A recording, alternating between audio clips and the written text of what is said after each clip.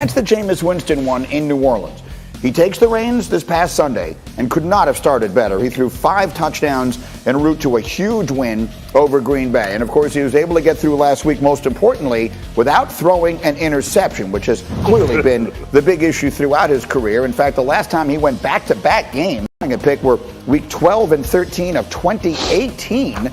So we'll see if he's able to do that back-to-back here. And we talked earlier, as I bring Jeff Darlington back into the conversation, about all the issues they were having in New Orleans with illness and injury and all the rest of that. But you were telling me a fascinating story about a conversation that Sean Payton, the head coach, had with Jameis that I think it could be very illuminating about where Jameis is right now.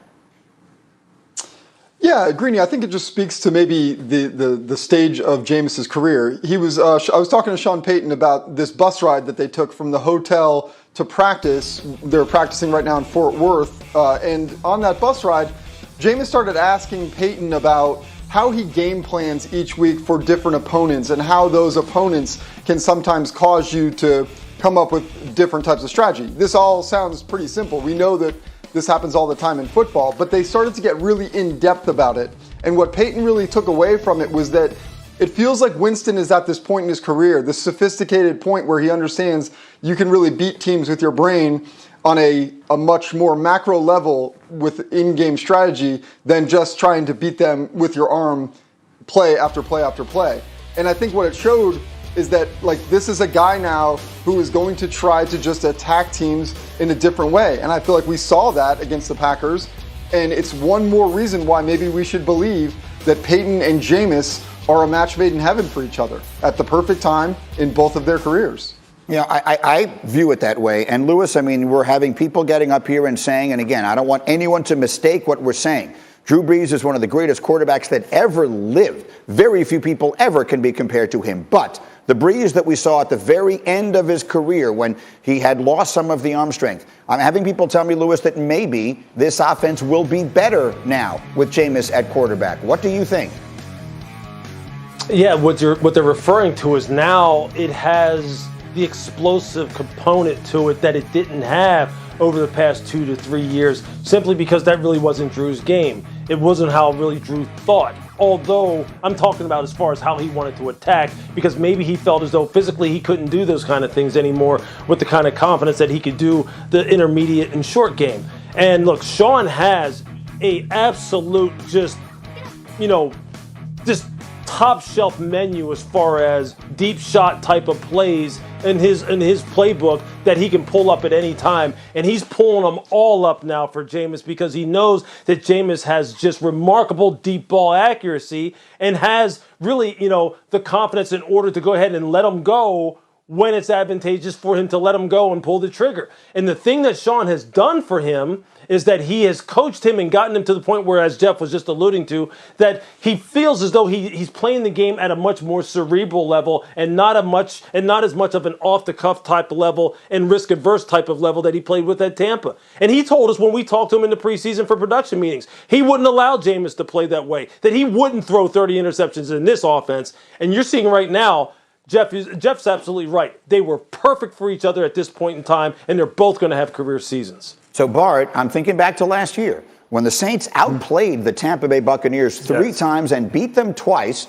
obviously losing in the playoff game. Should the Buccaneers be keeping a close eye on what's happening in New Orleans right now? Greeny, they should be very, very afraid, right? Because what's happening is what Jameis is doing when body and mind meets, that's where the apex of where athletes play at elite levels. And a lot of people want to criticize Jameis Winston. He was at an organization that was unstable. When he goes to the Saints organization, he's at a stable organization with people that understand how to win championships and understand how to win games. Remember what Drew Brees was before Sean Payton got him. Drew Brees was a good quarterback, but he was a quarterback who had lost his job in a franchise that had given up hope on him and drafted Phillip Rivers. So why don't we expect the results to be just as good or if not better with Jameis Winston, who always have been rated and considered a better quarterback than Drew Brees when you think about what his pedigree is, a Heisman winner, first overall pick. And he gives Sean Payton something he's never had, access to the entire field. Like you can't tell a guy like Jameis no risky, no bisky, right? Because he's going to believe in his arm strength and his arm talent. But if If you tell him how to play the game, how to think the game, he's a guy that, because you've given him confidence, you've given him a second lease of life, you know what I'm saying, he's going to play at a high level. And he showed a lot of maturity to me when he decided to take a gap year and decided to sit back and take a step back. That took a lot of humility. Yep, you could call it a gap year, or you could call it getting a PhD in playing quarterback, playing behind Drew Brees and playing for Sean Payton. And now we'll see what he's able to do with whatever he learned. Week 1, Lewis, panic or patience for the Colts?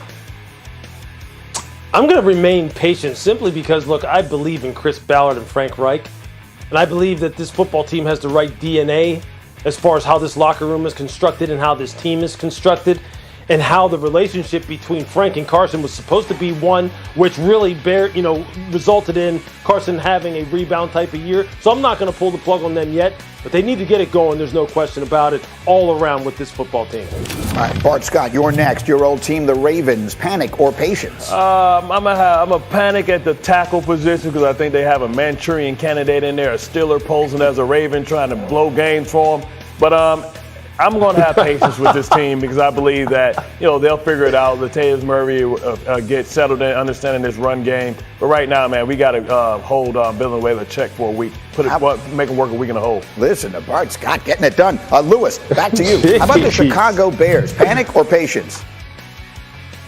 Yeah, I'm a little panicked here, man. I really am, because I think this offensive line is suspect in a problem, although David Montgomery ran the ball very well against the Rams. It's the defense. It's the defense that I was just blown away by. Look, Matthew Stafford, as much as I love him, and he's my fantasy quarterback, there ain't no doubt about that, to have a game where he has 12.4 yards per attempt, they surrender 12.4 yards per attempt to Matthew Stafford, a career high in that football game. Look, Sean Desai is a fantastic first-year defensive coordinator, has a lot of upside, and a lot of people believe in him. He's got to get that side of the ball going, though, because it looks like things could absolutely turn south for that football team in a hurry. Yes, and that part of that obviously has to do with the quarterback, and on the offensive side of the football, where the entire world, it seems, is screaming, we want to see the rookie. Here's Andy Dalton, who started last week and will again. This is what he had to say regarding the role Justin Fields played as his backup on Sunday.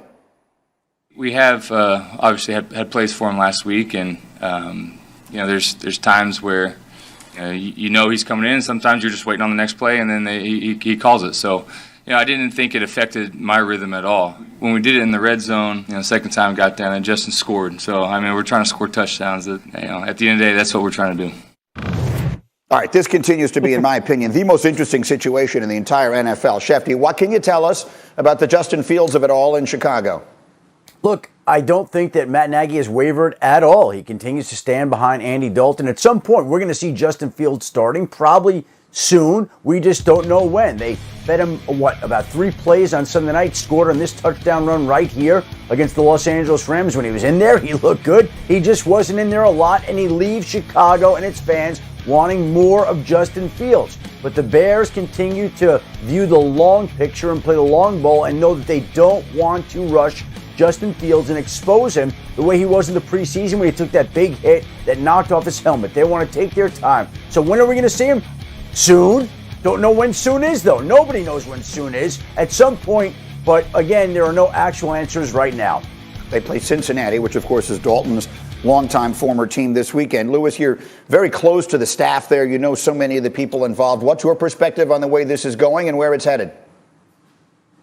Yeah, I'm not surprised the way it's going. I think Matt Nagy always had in his mind doing what is best for Justin Fields. He doesn't care about his own his own employment status, like many would suggest that he should, and they should put him. That he should go ahead and put Justin in the ballgame in order to save his own job, because that's what the fans want. That's what people are perceiving that the locker room wants. But he's not really concerned about that. He's really trying to make sure that this young man is set up for the long haul, as far as making sure he doesn't wreck his confidence in any way behind that offensive line that is absolutely porous, and we know